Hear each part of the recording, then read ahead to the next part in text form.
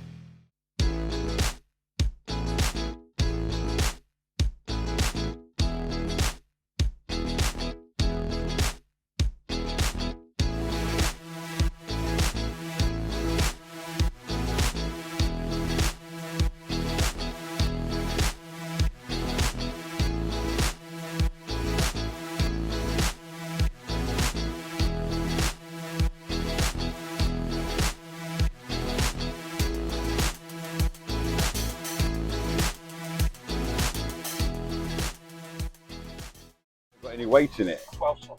12 tons.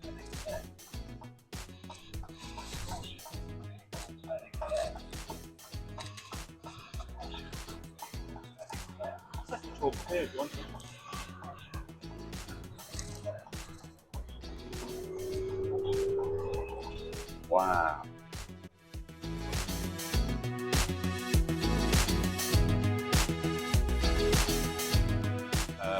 Yeah, so when you're, because obviously, like, we both drive electric cars. Yeah. Now the BM, take your foot off the brake, it starts slowing down. Yeah, and it starts. You know, I very rarely have to use a foot brake in the BM.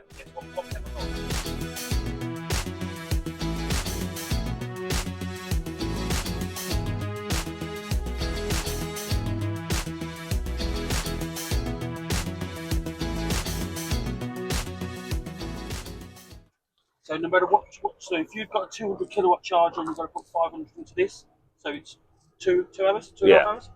Whereas if a 44 kilowatt charger is generally what you get at a business. That's just 12-hour charge to put the 520 kilowatts back into it. So really, that's like an overnight charge. An overnight charge, yeah.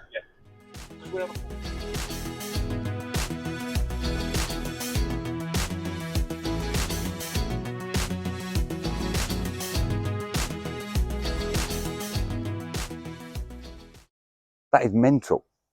Absolutely mental. The power's there instantly. It's so smooth as well compared to our vehicles. Yeah, that's awesome.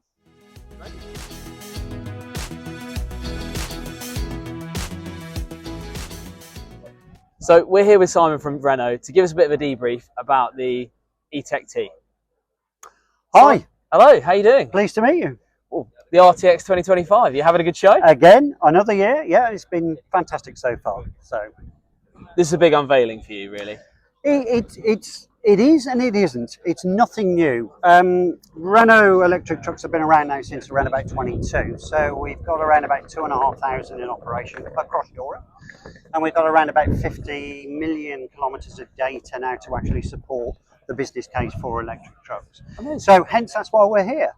We've got new trucks at the front of the stand, but the electric truck is now part of, it's been normalised. It's what we do all day. Nice. It's a hell of a truck. I mean, Andy drove it yesterday and absolutely loved it. Obviously, that direct power that you get from electric, it's scaling up from his little BMW, he loved. Yeah, it is fantastic. You've got instant torque from the word go. That's the main thing.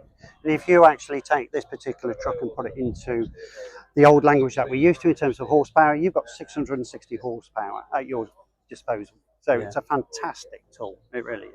So, sort of, I mean, I wouldn't say fully laden. I mean, you probably know the stats on it best than I do. What kind of range are you looking at on a vehicle like this? As a manufacturer, we've always worked on 300 kilometres. That said, with driver training and guidance through our optimization programs, we're seeing figures as high as around about 380. Nice. So it just depends on what you're carrying, the topography, the driver's ability to actually get the best out of the truck, whether it be through cruise control or the actual regeneration systems, etc. Those are the key things. So you can see figures between 300 and 380. It's not too bad. Like, we're certainly getting there. It's No. moving on No, it's as not. time goes on. If you take a typical logistics company who are operating a 4x2 tractor unit such as this, they usually work on around about 150 miles in a day. So most of those journeys can be covered off by an electric vehicle quite easily. Yeah, I was hearing stats at a seminar the other day about immediately most fleets and their operations, 15% could be taken by electric vehicles as low-hanging fruit straight away. Quite easily. And if you take the up to 26 ton sector, so your typical rigids, Yep. 80% of those journeys could be covered off by electric vehicles quite easily. Yeah. So that's what we're focusing in on at the moment. That's our target area, is that up to the 26 ton class. And that aligns quite nicely with the Paris Agreement in effect, because the legislation that's out there says that by 2035, all vehicles up to 26 ton will need to be zero emission. Yeah. I mean, here as well, sort of like the, not to go too much into cost of these vehicles, because, you know, a bit vulgar. They're coming down slightly. You know, at the start, they're really, really expensive. I mean, what compared to a diesel truck, what are we looking at in comparison to this? You know, not necessarily sort of pound signs or euro signs in front of. What X times this from a diesel? Yeah. Well, it's like anything else. If we're talking about pricing, if I was to say how much is this truck, you'd probably be looking at about 2.5 times the cost of a diesel. Why is that the case? It's because with any new technology, there's already quite a cost to the amount of R&D that's been put into that project to get it live. So as we ramp up the volumes, then the cost of those the vehicles will actually come down. Secondly, the actual batteries at the moment, as you can imagine, everybody has gone electric mad. So the cost of the actual batteries is sort of written in stone in a way. So we can't actually get a cost reduction on the actual batteries. However, what we are now doing is we're actually taking the componentry that we used to take from a company called Samsung. You may have heard of them. Yeah. Huge. That small company. Yeah. Small company. But now we're actually taking the components and we're able to package those at a brand new facility in Belgium. So that's going to bring the costs down.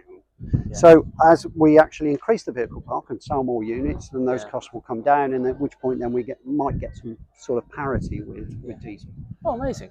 I mean, speaking of batteries and sort of sustainability of electric, did I hear correctly that the batteries going forward potentially have a passport as to where they end up and what happens with them? Yeah, it's an interesting subject, but what we're trying to do really is keep tabs on where those batteries are.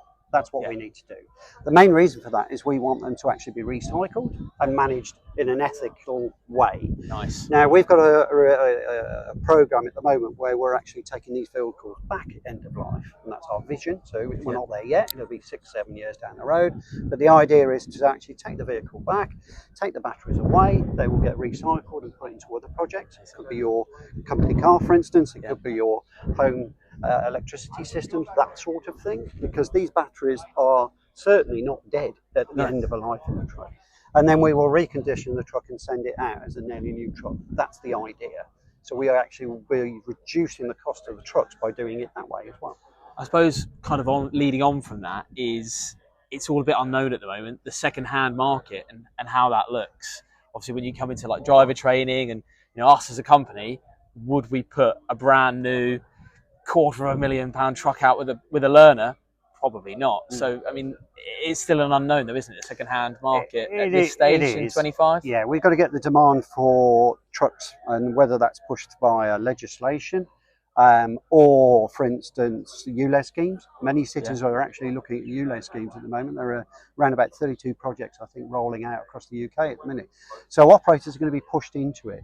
And under science-based targets, for instance, if we're looking at scope 1 and 2, if you're a big player, then you're going to be focusing on scope 3, which means anybody that operates under your umbrella will need to actually adhere to their zero emission mantra. Yeah. So they will need to actually have an electric vehicle in order to get the contracts. Yeah, very true. I mean, I guess the final thing is, when's this happening? Because you got 2035 is we're looking for net zero at tailpipe, I think it is, or something like that. Well, yeah, we've got 2035, so up to 26 ton. Yep. Then we've got 2040, which is basically all vehicles, and then 2050 is net zero. So it's not that far away. 2040. And if you're talking about 26 ton, that's 2 life cycles. Yeah, we're in now Yeah. 2025. That's 10 years time. These trucks usually are on contract for about 5 to 7 years. That's Yeah. not long. No. So those operators really that have started to adopt electric vehicles, they're getting that proof of concept that they need. Nice. They're breaking down some of those barriers, and at which point then, they're starting to increase the number of trucks they've actually got on fleet which are electrified. Amazing. Well, future's possibly electric. Future's bright. Thank you for your time, Simon. I really you. appreciate it. Thank you.